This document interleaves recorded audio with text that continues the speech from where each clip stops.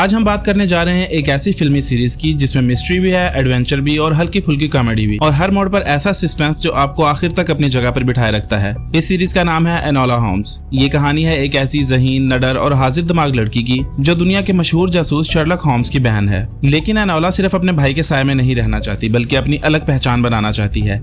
यही वजह है कि हर नया केस उसे एक नई आजमाइश, नए राज और नए खतरात के सामने ला खड़ा करता है। पहले पार्ट में कहानी का आगाज उस वक्त होता है जब एनोला पुरस्कार तौर पर गायब हुई अपनी वालदा को ढूंढने निकलती है। अपनी मां की तलाश में निकलने वाली एनोला जल्द ही एक ऐसे नौजवान से मिलती है जो खुद एक खतरनाक सियासी साजिश में फंस चुका होता है। अपनी जहानत, हाजिर दिमागी और बहादुरी की बदौलत एनोला एक के बाद एक सुराग जोड़ती जाती है, जबकि दूसरी तरफ कुछ ताकतवर लोग हर कीमत पर उसे रोकने की कोशिश करते हैं। पहला हिस्सा हल्की फुल्की कॉमेडी, दिलचस्प एडवेंचर, खूबसूरत मिस्ट्री और जबरदस्त परफॉर्मेंसेस की वजह से शुरू से आखिर तक भरपूर एंटरटेन करता है। दूसरे पार्ट में एनोला अब एक बाकायदा तौर पर प्रोफेशनल जासूस बन चुकी होती है और अपनी जिंदगी का पहला ऑफिशियल केस कबूल करती है। इब्तदा में ये सिर्फ एक गुमशुदा लड़की की तलाश का मामला लगता है, लेकिन तहकीकात आगे बढ़ती हैं तो एक बहुत बड़ी साजिश बेनकाब होना शुरू हो जाती है, जहां हर नया सुराग एक और हैरानकुन हकीकत सामने ले आता है। इस बार कहानी पहले से ज्यादा संजीदा महसूस होती है, एक्शन में भी इजाफा कर दिया गया है, जबकि मिस्ट्री पहले से कहीं ज्यादा दिलचस्प हो जाती है। इसके साथ साथ शर्लक होम्स का किरदार भी इस फिल्म में पहले से ज्यादा मजबूत नजर आता है और दोनों बहन भाइयों की शानदार केमिस्ट्री फिल्म को मजीद दिलचस्प बना देती है। तीसरे पार्ट में एनोला की जिंदगी एक नए मोड़ पर पहुंच जाती है।